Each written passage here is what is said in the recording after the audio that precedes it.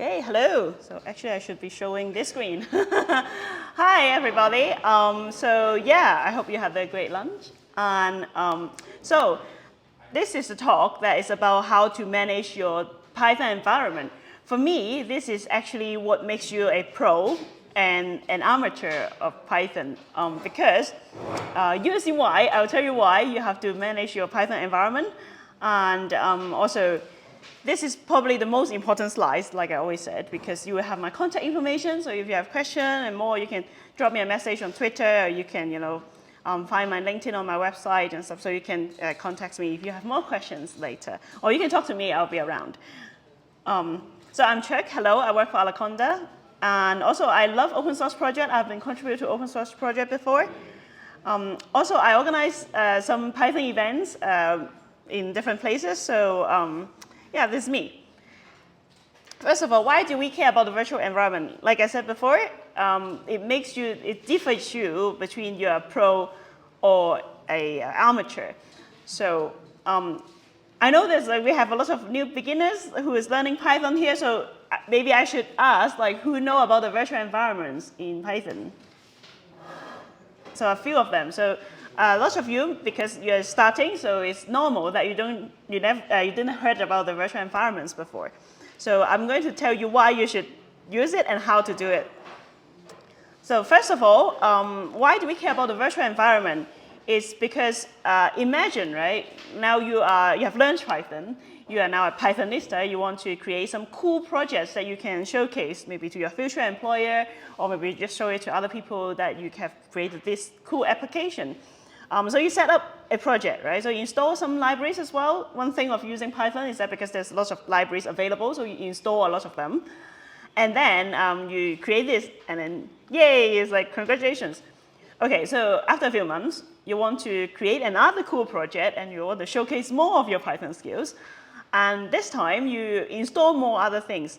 But unfortunately, one of the things that you do, actually the two libraries have a conflict with each other. So because some of the tools that you use in the first version actually doesn't work in your first project, doesn't work in the second project. And some of the libraries that you use in the second project doesn't like the thing you use in the first project, so they will have conflicts. So it's not that good. Also, sometimes if you create a new project, you would accidentally update what you were using in the first project. And then now your first project may be broken because you have updated some of your dependencies in the future, and you forgot that you need to use that specific version in your first project. Then again, you break your own project accidentally. So also, creating the virtual environment is very good when you are testing things out or prototyping your application. Because when you are done with it, or maybe this is a cool concept, but actually I don't want it to work this way, I will scrap it and start from scratch. You can delete your environment and start from scratch. So this is actually very useful. But before we understand how these virtual environment, how this package, the virtual environment manager works, we have to know where are these packages stored and where how Python found your project in the first place. So let's have a look of my, this is a new folder that I created. There's no environment there yet. So, but before I want to show you the environment, I want to show you how Python actually finds your package. So Python 3. So I use Python 3. This is how I use Python 3 in a command line prompt. So I'm using Python 3.9 here, as you can see.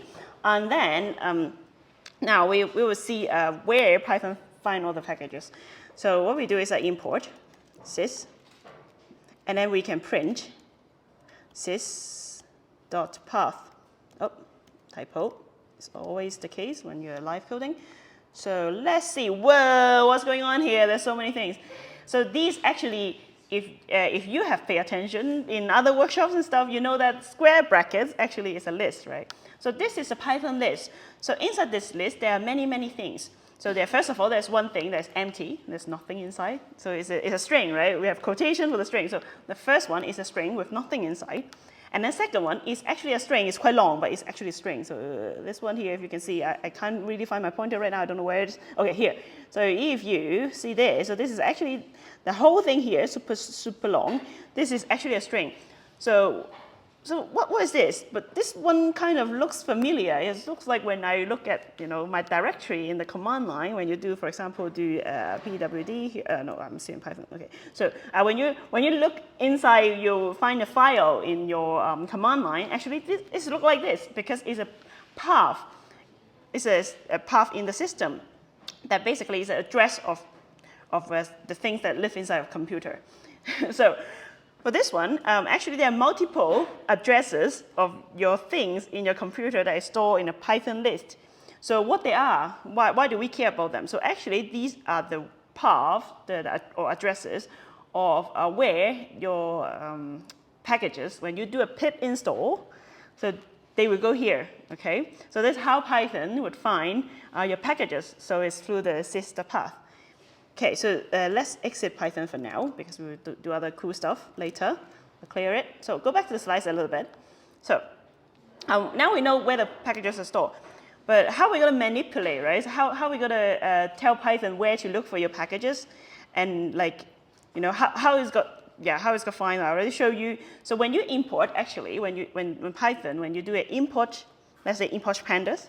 So what Python does is that Python will look at that list I just showed you, the sister path, and then look for whether you have pandas already installed there. So it finds it, right? So if you want Python to look for other places because you are kind of doing something more advanced and install your package in some other places, in theory, you can change it, right? You can change it and ask Python to look for somewhere else. But this is quite an advanced move, right? So for beginners, this is very scary. I don't want to change something that Python is doing well right now because I may break Python. So what we do is that we could use some kind of environment manager. So for example, one kind of environment manager is called the venv. So what's special about venv, why am I talking about it, is because venv comes with CPython. CPython is the Python that you can install from the Python official website. So when you install that Python, the official version of Python, CPython, when you install it, it will come with venv. So venv is a very, very basic environment manager. So people who create the CPython already know that you will need it. So that's why they include it there. So that's why you should use it. So there are others as well. There are others that is more popular, maybe because they have more functionalities. For example, pipenv and poetry. But I mean, if you just want to start using, you can just start with venv. You don't have to install extra things. It's super easy. So how to use venv? So there are a bunch of notes that I've written down here. But I can also show you step by step. But I can briefly tell you what I'm going to do first. So first, we were using venv. You can create a new environment. So inside the environment, you will see that there's a bunch of file structures that got created. And then next time you pip install something within the environment, they will go inside those folders. And then Python now will know if you're in that environment, it will look for things there instead of your default that I showed you earlier. So let's have a look at how it works. So oops. Okay, so now we want to have a new environment. So what I do is I use Python 3 and then -m. So by the way, for beginners, -m means that I would now run a module run a Python module. So I'm running the venv module here. So that's why I use -m. So I tell Python I'm running a module, so venv. And then after you do that, there's sometimes, the module will take some parameters, take some inputs from the user. So now, if you look at the documentation of venv, it said that after calling the module, you can put in the name of the environment that you want. So I would just say mynv for now. Okay, so enter. So something will happen. Yes, so, okay, it's no error message is a good sign, right? So actually what happened is that now we have a folder called mynv inside. So if we look at mynv, so see what's inside, right? So there's some other folders called bin, called lib, called include, all this stuff. So So basically what happened is that these are what you need when you activate an environment. So for example, let's have a look at bin. So my env bin. So for example, here you see that we have a lot of scripts here. So so when VM creates this environment, it includes a lot of scripts. These are actually commands that you could use. For example, you can call activate your environment. And also it has some kind of other things that you could call. For example, you can call Python 3 now, but it will be this version of Python 3. It will be a copy of your default version of Python 3. So if you do some very advanced stuff and change the setting of the Python, it won't affect your default one. It will just affect this one. And also pip as well. So because now, when you pip install something, it will actually install in this environment instead. So it's inside this folder. It's not at your default folder that I showed earlier. So so what was the default one? Actually, let's have a look. So default path is actually, so this is the one I showed earlier. So default path will be somewhere sitting, at where your default Python is installed. So I have a Python 3.9 installed somewhere. So it will be, so all the libraries, all the packages will be with the default version of Python. And I don't want that. I want it to be in a separate place. So now I need to activate the environment. So now I do the similar thing, Python 3. And then, oh, actually, I have the script now, so maybe I can just activate. So let's try. I forgot how to activate it, actually.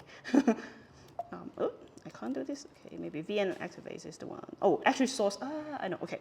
So what you do is that you have to run this script, run this activate here. So you have to run this script here, then it will activate. So you have to find this script and call it. So remember, this is in my env, right? So you call my env here. Oops. Okay. It's too large and difficult for me to see. And then it's in bin. And in bin there's activate. So I want to run, I have some typo here, I think. Let's try again. Why is it not, I need to source. Yeah, sorry, forgot my command. So bin and then activate. So I want to call this script because this script, the activate script is your activate command that is to activate the environment.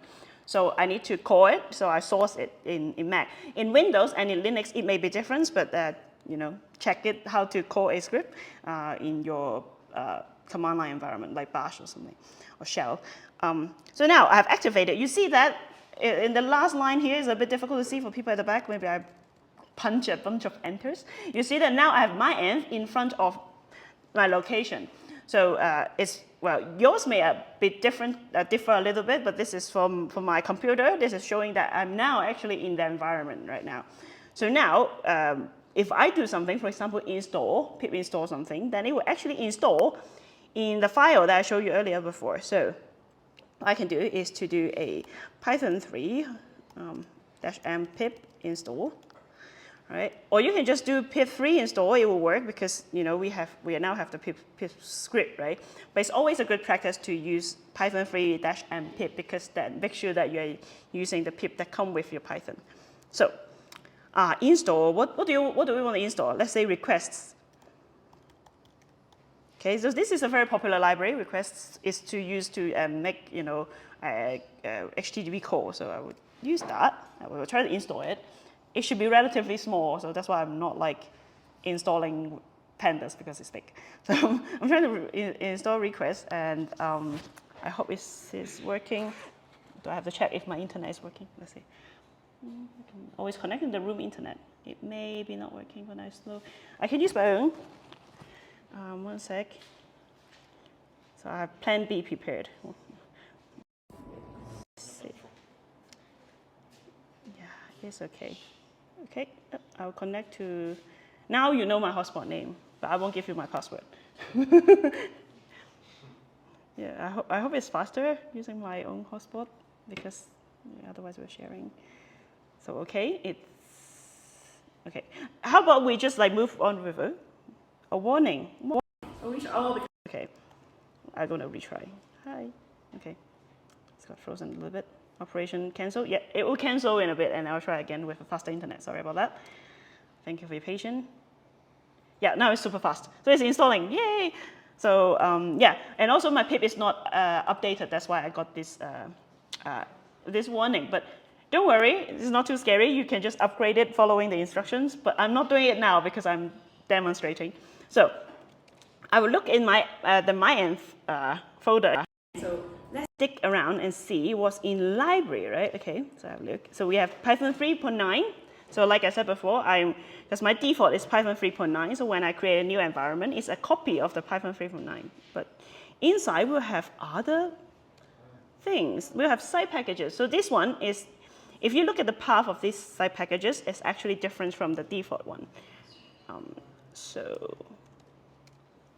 Yeah, now you see that I have a lot of stuff installed. So you see, like, we have request and URL lib3, which is one of the dependency of request.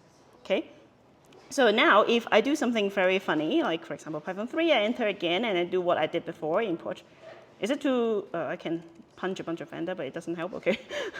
So I import sys. So I import sys again and then print sys dot path, and then.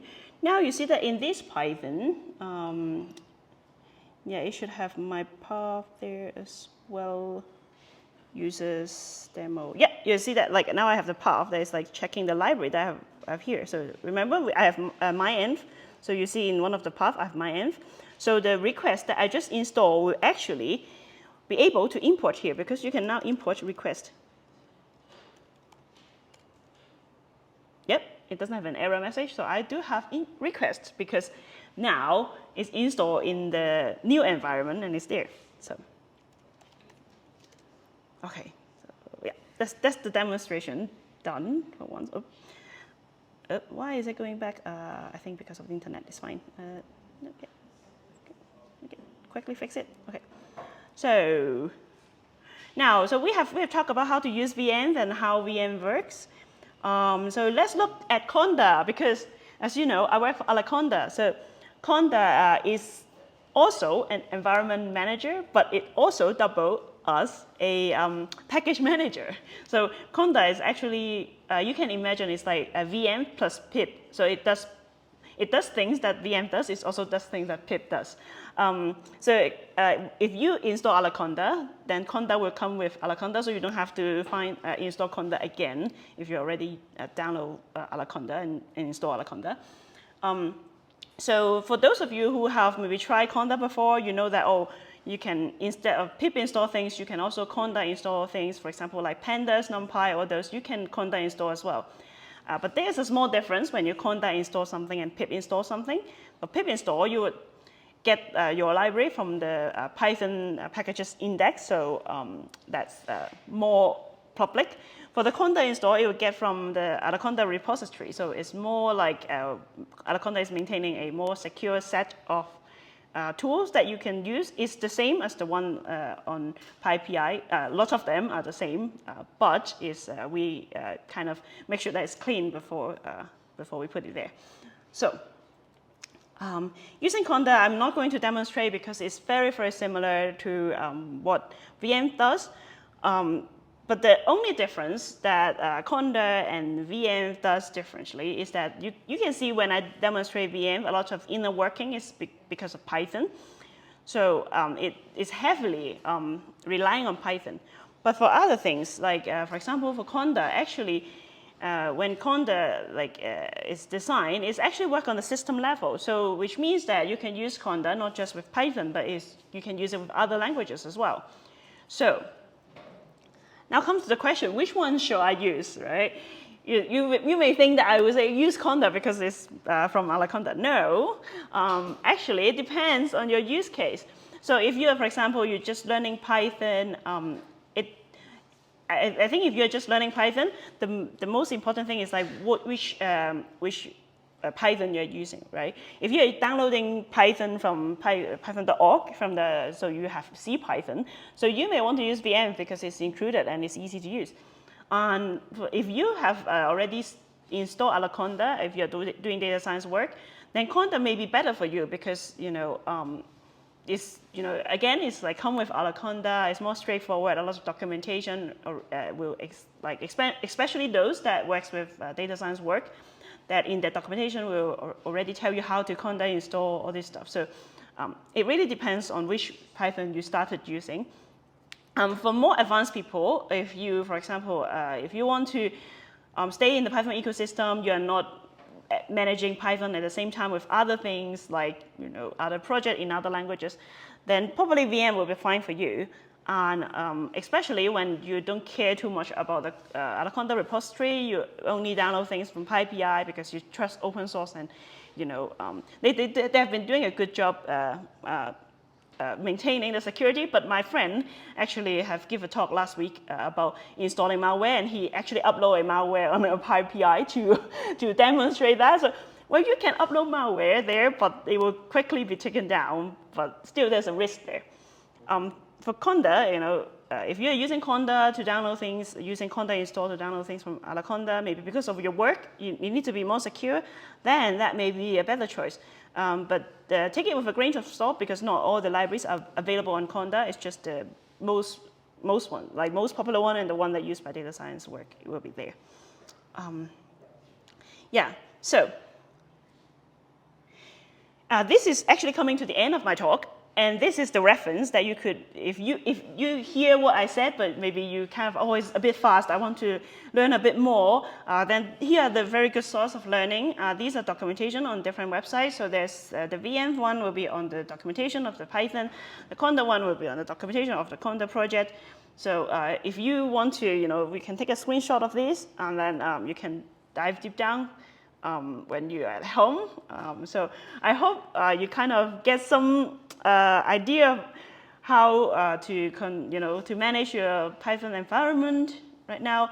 But even if you don't understand anything in this talk, I hope you still get one message: is to use an environment manager for your Python project, because in the long run, even if you're a beginner now, in the long run, it's a good practice and it will make your life much easier. Thank you.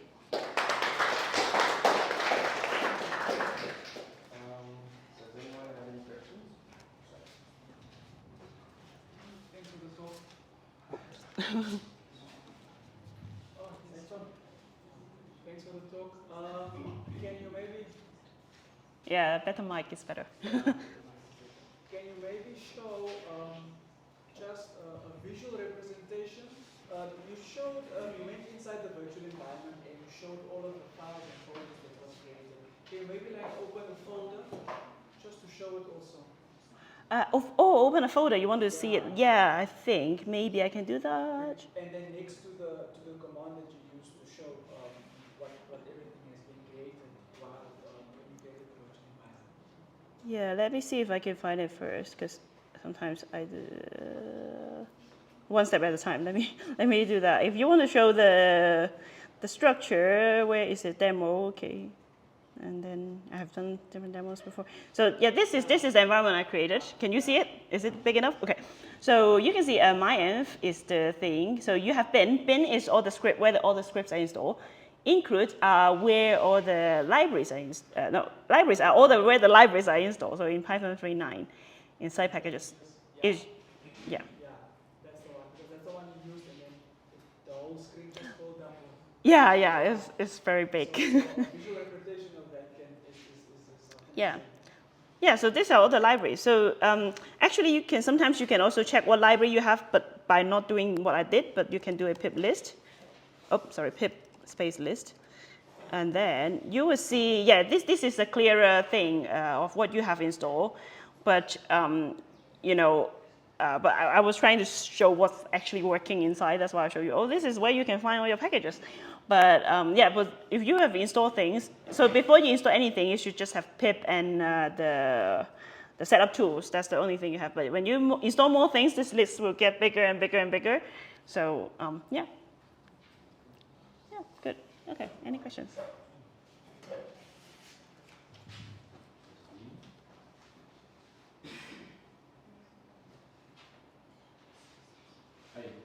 Hi.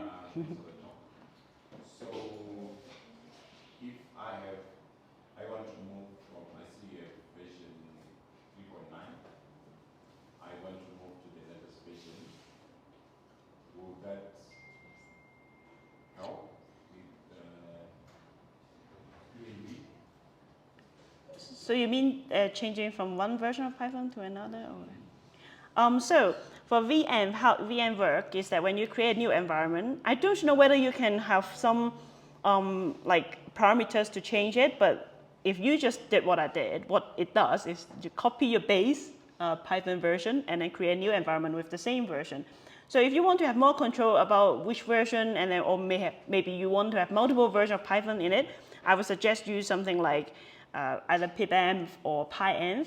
So pyenv, I use a lot of pyenv because for different folder you can change. Oh, this one I want to use 3.9. This one I want to use 3.11. You can so pyenv is a bit basic, but if you want to have multiple versions of Python, pyenv will be the better one to use.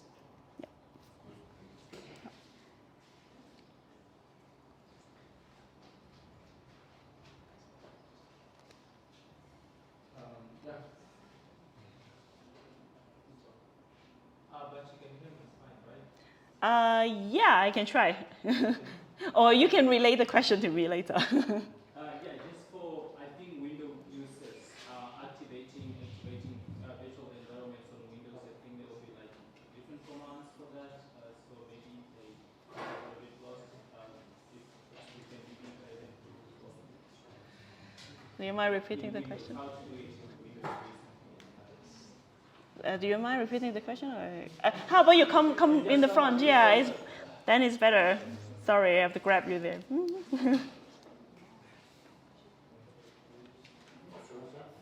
Yeah, the mics are not very good.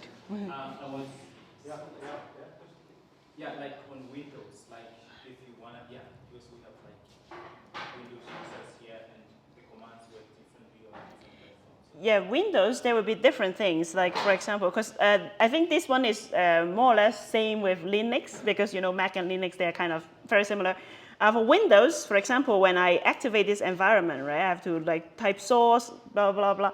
In Windows, it will be different. But you have to see, for example, check the documentation of your, for example, you're using PowerShell, then you check like, oh, how I can call a script in PowerShell.